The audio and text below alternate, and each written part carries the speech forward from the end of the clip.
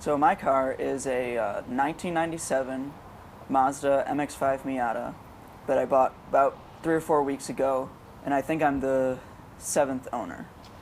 I chose the Miata mostly because of its combination of affordability, ease of use, the fact that it's a fun sports car to drive. I think it's a pretty good-looking sports car as far as cheap little two-seaters go, and they're fairly reliable compared to other sports cars at that price range, which is around $4,000, $5,000.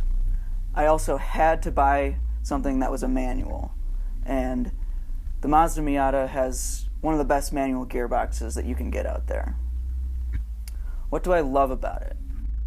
So, two of my favorite things about owning a Mazda Miata so far have been, one, I just love walking out my door, seeing it, and knowing that it's mine. I know how that sounds, but I just love it. The other thing is when you are sitting at a stoplight, no one's in front of you, punch it in first gear, rev it up a little bit, and then when the light turns green, you just drop the clutch, and it goes. It's not fast, but it just puts a smile on your face, because it just sounds and feels like a happy car when you're driving it hard. And then when you whip it around a corner and it just plants itself down, you hit the accelerator as you're coming out of the corner, and the back end just sits down and sticks and just thrusts you forward. It really doesn't get much better than that. It's just a really fun car to have and to own and to drive every day. There's not really much else you can say about it without driving one yourself. What do I hate about it? Well, there's a few quirks that it has. It's pretty loud in general. Whenever you're driving around, everything rattles, there's squeaks and noises all the time, especially since I live in Michigan and the roads are absolutely terrible. I guess another weird thing about it is that it has 3 keys, one for the trunk, one for the driver door, not the passenger door, and one for the ignition. So whenever you want to unlock the car, you have to sort of fumble through all 3 different keys if you want to get something out of the trunk, get in the car, and drive away. And if you want to lock the passenger side door, you have to lock it manually from the inside. If there's one thing that I could say most people don't know about the Mazda Miata, especially the older ones, is that they're really not that impractical. I mean, unless you have a bunch of kids or your business requires you to carry a lot of people or things, it's really not that impractical. I take it grocery shopping, I drive it to class, I drive it to work. It's really not that bad. The trunk room is sufficient for most things, and anything you can't fit in the trunk, you can fit in the front passenger seat as long as you don't have a passenger.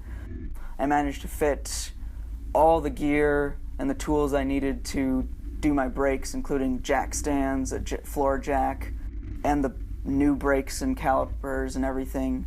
I managed to fit all that in my car, take it to my parents' garage, and do all the brakes, and then drive back, and I had no problem. Granted, I'm only grocery shopping for one person, so I don't have to get an enormous amount of things every time I go. But for someone like me, it's actually a pretty practical car, and it gets decent gas mileage. One of the most surprising things about owning this car so far has been that I think it's actually quieter on the highway when you have the roof down than when you have the roof up. I've driven it over 60 or 70 miles an hour with the roof down and with the roof up, and I really think it's quieter when you have the roof down. I don't know if that's because the roof rattles or things like that, but of course you get a lot of wind noise when the roof is down, but that's not as bad to me as the constant rattling and buzzing that you get when the roof is up. What advice would I give somebody that's looking to buy one of these? I would say if you find something good, just go for it.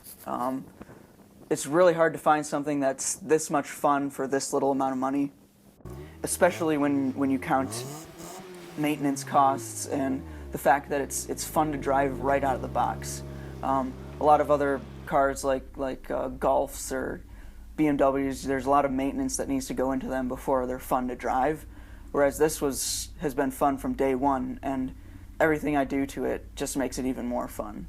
So yeah, I'd say if you're looking to buy a Mazda Miata and you find one that doesn't have too much rust and seems like it's in good condition, go for it.